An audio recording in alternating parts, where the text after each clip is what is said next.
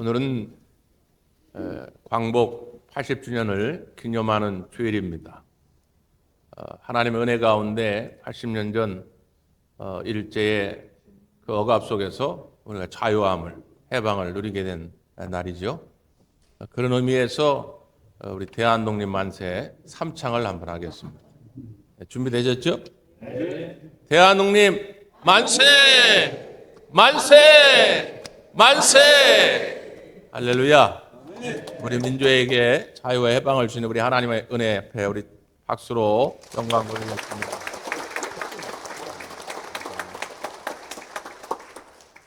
한편 우리 한국 감리교회는 이날을 남북 평화통일 공동기도주일로 정하고 함께 예배하고 함께 기도하고 있습니다.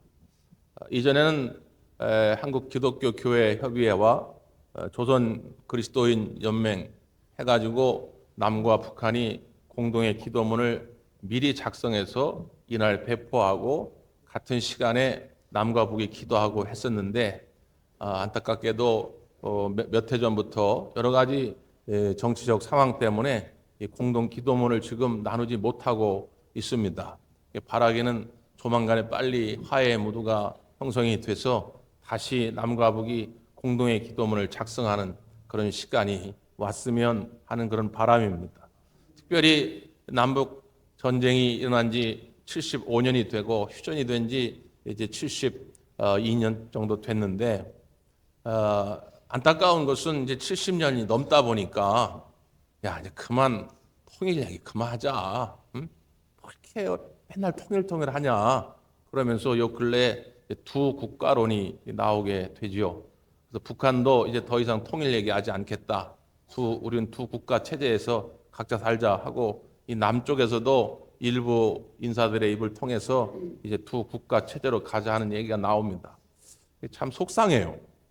우리 민족은 두 국가로 갈 수가 없죠. 그리고 이 전쟁은 아직 끝나지 않은 거죠. 아직 휴전입니다. 우리는 아직 여전히 한 민족이고 한 나라예요. 이게 72년 동안 잠깐 지금 전쟁이 멈춘 것이지 아직 이 민족의 문제가 해결이 안 된 것이거든요. 바라기는 여러분 포기하지 말고 이 민족의 하나됨과 이 민족의 복음화를 위해서 계속 기도해 주시기를 바랍니다. 이게 이제 민족적인 문제든 또 개인의 문제든 그렇죠. 이게 한두 번은 참을 수 있고 1, 2년은 참을 수 있는데 이게 이제 반복될 때 이게 10년, 20년, 30년 계속 되다 보면 내 꿈은 점점 사라지고 내 소망도 사라질 때가 참 많습니다. 우리가 심리학에서 종종 쓰는 용어인데 무드셀라 신드롬, 무드셀라 증후군이라는 게 있어요. 무드셀라가 성경에 나오는 인물이죠. 인류 역사에 가장 오래 산 사람, 장수한 사람입니다. 969살을 살았으니까요. 그러니까 나이가 들다 보니까 미래에 대한 희망, 미래에 대한 꿈보다는 자꾸 과거 지향적인 삶을 살게 된다는 거예요. 이게 이제 나이 드신 분들 가운데 습관적으로 그렇게 얘기하는 분들이 있잖아요. 아유, 그때가 좋았어. 아유, 왕년에 내가 잘 나갔어. 이게 자꾸 과거에만 나의 모든 생각을 자꾸 집중시키려고 하는 그런 경향이 있는 사람들을 이걸 무드셀라 증후군이라고 합니다. 그러니까 뭔가 젊은 사람들 또 뭔가 희망이 있는 사람들은 자꾸 미래를 보잖아요. 지금은 힘들어도 오늘보다 내일이 나아질 거라고 하는 그런 생각을 갖는데 그렇지 못하는 그런 경향의 사람들을 우리가 무드셀라 증후군이라 이렇게 말을 해요. 또 메뚜기 증후군이라 이런 말이 있습니다. 메뚜기 증후군. 이것도 성경에서 유래된 거죠. 12명의 정탐꾼이 가데스 바네아에서 저 가나안 땅을 정탐하고 왔을 때에 여호수아 갈렙 두 사람은 긍정적으로 보고를 했으나 10명은 부정적으로 보고를 하잖아요. 그 가나안 땅에 가니까 아주 그냥 거인 족속들이 있더라. 거기에 비하니까 우리는 메뚜기 같더라, 메뚜기. 그러니까 스스로를 아주 비하하는 거예요. 나는 아무것도 할 수 없는 존재다. 나는 아주 쓸모없는 존재다. 자기 스스로를 이렇게 초라하게 만드는 생각과 말과 행동이 그런 사람들이 있어요. 이런 사람들을 우리가 흔히 메뚜기 증후군에 사로잡힌 사람들이라 이야기합니다. 이게 심각한 사람들도 있거든요. 이 두 가지 경우를 다 보면 문제는 뭐냐? 하나님의 살아계심, 하나님의 전능하심, 하나님의 도우심을 온전히 신뢰하지 못하는 사람들입니다. 하나님이 안 계시니까, 하나님이 나를 도우시지 않으니까 나는 미래를 꿈꿀 수 없고 나는 현재의 삶 가운데 너무 초라한 거죠. 근데 여러분, 믿음이라는 것이 무엇입니까? 우리가 하나님을 믿는다는 게 뭐예요? 나는 약할지라도 하나님이 강하시기에, 나는 무능할지라도 하나님이 전능하시기에 하나님이 함께 하시면 내 삶의 모든 한계를 뛰어넘어 위대한 삶을 만들어갈 수 있다라고 하는 그런 생각을 갖는 것, 그런 꿈을 갖는 것, 그게 믿음인 줄 믿습니다. 아멘. 오늘 하나님이 여러분을 그렇게 사랑하신다 그 말이에요. 하나님이 우리 대광교회를 사랑하신다 그 말이에요. 하나님이 이 한민족을 사랑하시는 줄 믿습니다. 아멘. 아직 끝난 게 아니에요. 아직 끝난 게 아니다 그 말이에요. 오늘 본문의 말씀 이사야서의 말씀인데, 우리가 요즘 수요일마다 이사야서 말씀을 묵상하면서 참 은혜를 많이 받고 있습니다. 원래 지난주에 이 48장 할 차례인데 이 48장을 이렇게 묵상하면서 이 말씀은 꼭 주일날 온 성도가 같이 좀 나눠야 되겠다. 그래서 이 말씀을 주일날로 옮겼어요. 오늘 이 말씀이 쓰여질 때 당시의 상황은 이런 겁니다. 그러니까 이스라엘 백성들이 하나님 앞에 계속 죄를 져요. 가장 큰 죄는 우상을 숭배하는 것이죠. 하나님을 대적하는 것입니다. 하나님의 존재 자체를 부인하고 혹 하나님을 존재를 인정한다 할지라도 하나님이 나와 함께 하지 않는다, 하나님이 나를 사랑하지 않는다, 하나님이 나를 떠나셨다, 하나님을 신뢰하지 않는 거예요. 그러니까 답답한 마음으로 하나님께서 오늘 말씀을 주시는 겁니다. 자, 보세요. 본문을 한번 읽어보겠습니다. 12절 13절 말씀. 12절 13절 시작. 야곱아, 내가 부른 이스라엘아, 내게 들으라. 나는 그니 나는 처음이요 또 나는 마지막이라.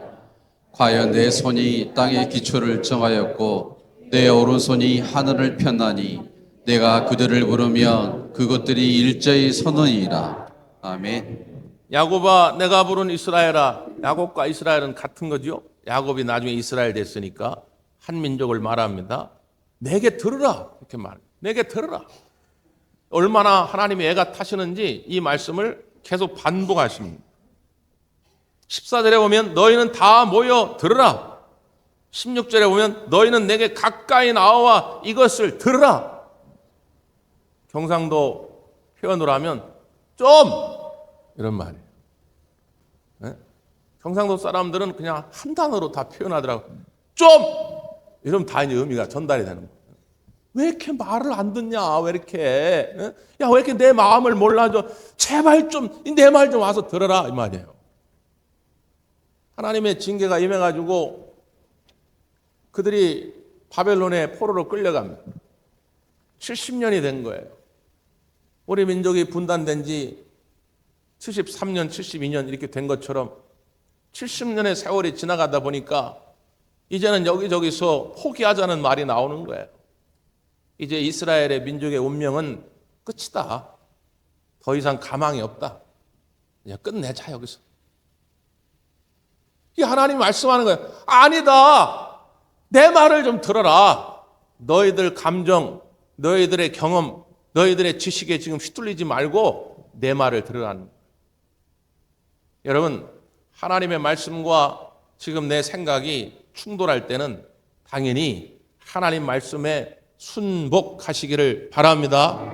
제일 좋은 거는 하나님의 뜻과 하나님 말씀과 내 생각과 경험이 일치해가면 제일 좋은 거죠. 그러면 걱정할 것도 없고 답답할 것도 없는데 그러기는 쉽지가 않아요. 왜? 우리가 하나님의 마음, 하나님의 생각을 따라갈 수가 없으니까. 그러니까 늘 우리는 하나님의 생각보다 모자라요. 하나님의 뜻과 모자라다 그 말이에요. 하나님 뜻보다. 그럼 당연히 하나님의 말씀 앞에 순종해야 되는데 계속해서 교만한 마음을 가지고 내 생각은 원래 이런 거다. 내 경험은 원래 이런 거다. 내가 살아보니까 그렇다. 자꾸 내 것을 주장하다 보니까 내 마음에 있는 평안이 깨집니다. 내 마음에 불안이 찾아오고 내 마음에 두려움이 찾아오고 혼란이 찾아오는 거예요. 개인이나 가정이나 민족이나 똑같습니다. 하나님 말씀 앞에 온전히 순종하지 못할 때 우리의 마음이 불안해지고 모든 것이 무질서해지는 거예요. 그래서 하나님께서 간절한 마음으로, 애타는 마음으로 자기 자신을 소개하는 거예요. 나는 처음이요 마지막이라. 헬라어 표현으로 하면 나는 알파와 오메가라, 그 말이에요. 처음이 되신다는 건 뭔 말이죠? 창조주가 되신다는 겁니다. 마지막에 된다는 건 무슨 뜻이죠? 심판주가 되신다는 거예요.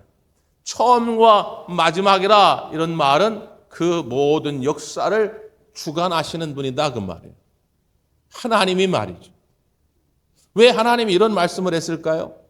이스라엘 백성들은 가나안 땅에 정착한 이후에 끊임없이 우상들을 찾습니다. 왜 그러냐면 고대 사회에는 그런 풍습, 문화가 있어요.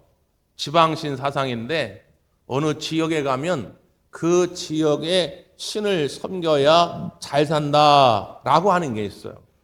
옛날 우리 민족도 전라도 가면 전라도 신이 있고 경상도 가면 경상도 신이 있고 그랬는데, 아니 가나안 땅에 들어가 보니까 원래부터 그 가나안 사람들이 섬기는 신이 있어요. 그게 바알이고 아세라인 거예요. 특별히 그들은 농경의 신입니다. 농경과 관련이 있기 때문에 이제 농사를 짓기 시작한 이스라엘 백성들에게 바알과 아세라는 너무 좋은 신인 거예요. 그러니까 그들 앞에 나아가서 그들의 문제를 아뢰고 간구하기 시작한 것이죠. 또 하나, 고대 사회에는 사람들이 전쟁할 때 사람만 전쟁하는 게 아니라 신들끼리도 전쟁한다고 믿었어요. 자기들이 믿는 신끼리 전쟁을 하는 거예요. 근데 이스라엘이 바벨론과 싸워서 졌잖아요. 그래서 포로로 끌려갔잖아요. 그러니까 생각하기를 이스라엘이 믿던 신 여호와가 당시 바벨론 사람들이 믿던 신 벨과 또 느보라고 하는 신이 있었는데 그 벨과 느보라고 하는 신의 여호와가 졌다고 생각한 거예요. 졌으니까 여호와는 약한 신이에요. 네? 믿을 수가 없는 그런 신 아닙니까? 그러니까 벨과 느보를 의지하기 시작했다, 그 말이에요. 근데 하나님이 뭐라고 말씀하는 거예요? 아니다. 내가 처음과 마지막이다. 내가 창조주고 내가 심판주고 내가 이 역사의 주관자가 되는 진짜 하나님, 진짜 신이다, 그 말이에요. 이걸 은혜적으로 표현하는 거죠. 과연 내 손이 땅의 기초를 정하였고 내 오른손이 하늘을 폈나니. 그럼 땅의 기초를 정하고 하늘을 만든 그런 창조주가 누구냐? 바로 나라는 거예요. 뿐만 아니라 내가 그들을 부르면 그것들이 일제히 서느니라. 내가 명령만 하면 하늘의 별과 해와 달과 모든 만물들이 다 움직인다는 거예요. 내가 이 역사를 지금도 주관해가는 그런 참 신이요 참 하나님이라고 하는 것이죠. 여러분, 모든 우주 만물에 지금도 질서가 있지 않습니까? 단 1mm의 오차만 있어도 이미 지구는 인류상에, 우주상에 사라졌을 거라는 거예요. 과학자들의 이야기입니다. 근데 그 1mm의 오차도 없이 이 우주가 질서가 부여되어서 움직여가기 때문에 이 지구가 충돌하지 않고 지금까지 살아있거든요. 이 하나님의 오묘하심, 이 하나님의 섭리를 믿고 의지할 수 있냐, 그 말이에요. 이걸 믿으면 내 마음에 평안함이 찾아오는 것이고 이걸 믿지 못하면 내 마음에 평안이 깨진다는 거예요. 여러분 어떻습니까?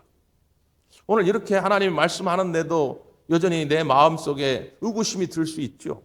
왜? 지금 내 눈앞에 펼쳐진 일들이 도저히 해결될 것 같지 않은 그런 상황이 찾아오면 누구나 한 번쯤 하나님을 의심할 수 있게 되죠. 그래서 하나님께서 구체적인 방법을 설명해 주는 거예요. 야, 내 말을 못 믿겠니? 내가 앞으로 이렇게 할 거야 하면서 구체적으로 설명합니다. 우리 14절, 15절 말씀이에요. 14절, 15절 시작. 너희는 다 모여 들으라. 나 여호와가 사랑하는 자는 나의 기뻐하는 뜻을 바벨론에 행하리니 그의 팔이 갈대아인에게 임할 것이라. 그들 중에 누가 이 일들을 알게 하였느냐? 나 곧 내가 말하였고 또 내가 그를 부르며 그를 인도하였나니 그 길이 형통하리라. 아멘. 여기 보면 나 여호와가 사랑하는 자는 그랬어요. 여호와가 사랑하는 자가 있어요. 누군가가 그가 나의 기뻐하는 뜻을 바벨론에 행하리니 그랬어요. 하나님이 기뻐하는 일을 바벨론에 행할 거라는 거예요. 나의 사랑하는 자, 그 누군가가 있는데 그가 나의 기뻐하는 뜻을 바벨론에 행할 것인데 그 일이 뭐냐면 그의 팔이 갈대아인에게 임할 것이라. 갈대아인은 바벨론 사람들을 말하는 거예요. 그 바벨론에 그의 팔이 임하여서 이 문제를 해결할 거라는 거예요. 자, 그러면 수요 예배에 계속 나오신 분들은 귀가 따갑도록 들으셨겠지만 그렇지 않은 분들은 모를 수 있으니까 한번 맞춰보십시오. 여기 하나님께서 나의 사랑하는 자 그랬는데 이 나의 사랑하는 자는 누굴까요? 네? 네. 바사 곧 페르시아의 고레스 왕을 말합니다. 자, 그러면 어떤 생각이 들죠? 고레스 왕은 이방 나라 왕입니다. 하나님을 믿는 자가 아니에요. 이스라엘 사람들은 자신들 가운데 하나님의 백성들 가운데 구원자가 나타나서 이 문제가 해결되기를 바랬죠. 근데 전혀 그런 사람이 보이지 않아요. 나타나지 않습니다. 세월은 70년이 됐어요. 근데 하나님이 뭘 말씀하느냐? 야, 나는 너희들의 생각, 너희들의 경험, 너희들의 지식을 뛰어넘는다. 나는 이렇게 해서라도 너희들을 살려낼 건데 나의 사랑하는 자, 그 이방 나라 왕 고레스를 통해서 내가 너희들에게 구원과 자유를 갖게 할 것이다. 심지어 어떤 표현을 썼습니까? 15절에 보면 또 내가 그를 부르며 그를 인도하였나니 그 길이 형통하리라. 내가 그를 불렀다는 거예요. 이방 나라의 왕 고레스를 내가 불렀는데 그 길이 형통할 것이다. 누구를 위해서요? 하나님이 사랑하는 이스라엘 백성들을 위해서 그렇게 할 거라는 거예요. 자, 결론적으로 무슨 말이죠? 하나님이 사랑하는 사람을 위해서 주변에 수많은 사람들을 쓰신다는 거예요. 어쩌면 내가 볼 때 그는 나의 대적자일 수 있어요. 나의 원수일 수도 있어요. 전혀 나에게 도움이 안 될 거라고 쓸모없는 존재라고 여겼던 사람도 있다고 말이에요. 그런데 하나님은 그런 사람들조차도 여러분을 사랑하시기 때문에 여러분을 위해서 지금 이 모든 역사를 운행해 가고 계시다 그 말이에요. 내가 아플 때는 때로 의사를 붙여주고 내가 무지할 때는 때로 교사를 붙여주고 내가 외로울 때는 때로 친한 친구들을 보내주시기도 하고 내가 도저히 마주칠 수 없을 것 같은 사람들조차도 하나님은 쓰신다는 거예요. 그걸 알고 계시냐 그 말이에요. 저희 집에는 예수님 성화가 많이 걸려 있는데 대부분 퍼즐로 된 겁니다. 우리 아들이 어렸을 때부터 이 퍼즐 맞추기를 좋아해가지고 그 예수님 성화를 잔뜩 사왔거든요. 처음에는 뭐 100개짜리, 200개짜리더니 나중에는 1000개, 5000개 막 이래요. 퍼즐이 한 5000개 되잖아요. 그러면 이거 한 2, 3주 걸립니다. 다 맞추려면. 근데 이 5000개짜리 퍼즐을 땅에 딱 이렇게 이제 맞추려고 없잖아요. 우르르 쏟아지거든요. 그럼 한 조각이 한 요만해요. 요만해. 그럼 조각을 딱 들잖아요. 그럼 이게 뭔 그림인지 알 수가 없어. 이게 도대체 어디 쓰이는 건지. 이게 과연 있을 필요가 있는지. 예? 그냥 연구를 해가면서 이제 맞춰가는 거예요. 근데 나중에 오면 이게 도대체 뭔지 모르는데 요만한 퍼즐이 예수님 코 딱 요 자리입니다. 요 자리. 예? 어떨 땐 예수님 이마 딱 자리. 이게 따로 떨어질 땐 몰라요. 근데 나중에 딱 맞춰보면 이게 예수님의 중요한 얼굴의 한 부위를 차지합니다. 참 신기해요. 지금 내 삶에 벌어지는 일들이, 지금 만나는 내 사람들이 지금 당장은 작은 퍼즐 같아가지고 이게 나한테 왜 필요하지? 이런 일이 왜 나한테 벌어졌지? 이 사람을 내가 왜 만나게 됐지? 모를 수 있어요. 근데 이것이 다 맞춰지면 하나님이 계획하신 위대한 작품이 여러분을 통해 나타나게 될 줄 믿습니다. 하나님이 얼마나 답답하면 이방 나라 왕을 통해서라도 이 이스라엘 백성들을 구원하시려고 하겠습니까? 그러니까 그걸 기억하라는 거예요. 나는 이렇게 해서라도 너희들을 살려내고자 한다고 하는 것이죠. 그러면서 너희들이 이제 이걸 알았으면 내가 처음이요 마지막이고 내가 역사의 주관자고 그래서 내가 이런 계획을 가지고 있다는 걸 알았더라면 너희에게 이런 축복이 있을 것이다. 이걸 이제 마지막 말씀하는 거예요. 자, 마지막 말씀 보실까요? 17절, 18절입니다.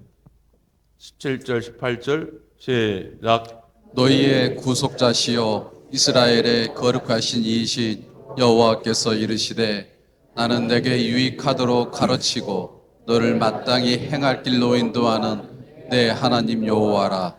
내가 나의 명령에 주의하였더라면 내 평강이 강과 같았겠고 내 공의가 바다 물결 같았을 것이며. 아멘. 이 말씀에 우리가 그렇게 잘 아는 그 유명한 내게 강 같은 평화가 나오는 거죠. 그 18절에 뭐라고 했습니까? 내 평강이 강과 같았겠고 그랬어요. 강 같은 평화가 강 같은 평강이 너에게 임했을 것이다. 어떻게 했더라면요?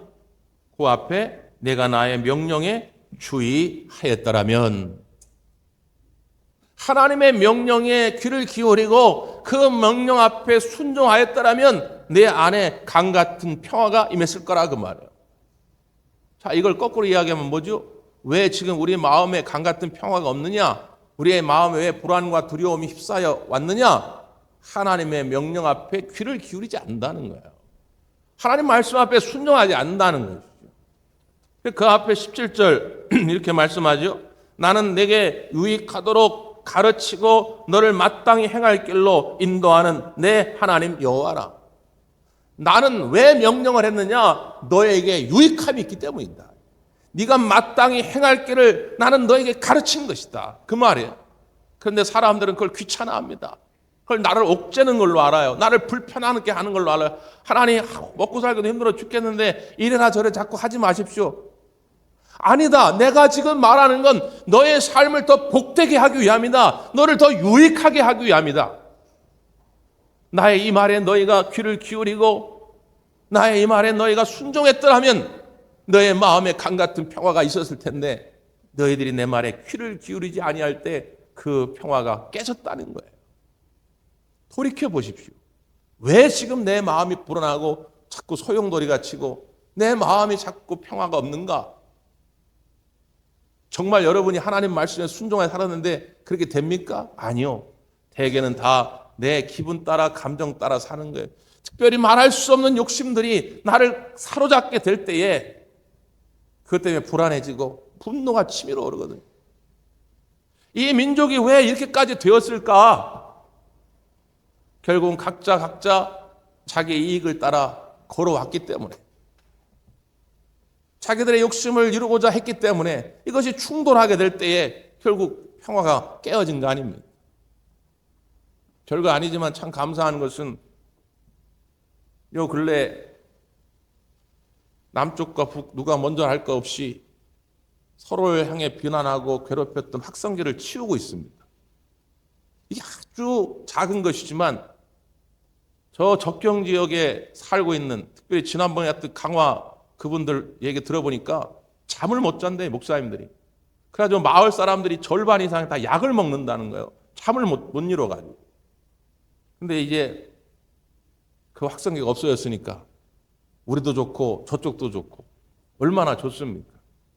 여러분, 평화는 내 것들을 계속 주장하고 내 것들을 고집할 때 이루어지는 게 아니라 그걸 내려놓을 때, 하나님의 뜻이 무엇인지를 분별하고 순종할 때 우리 모두에게 참된 평화가 임하게 될 줄 믿습니다.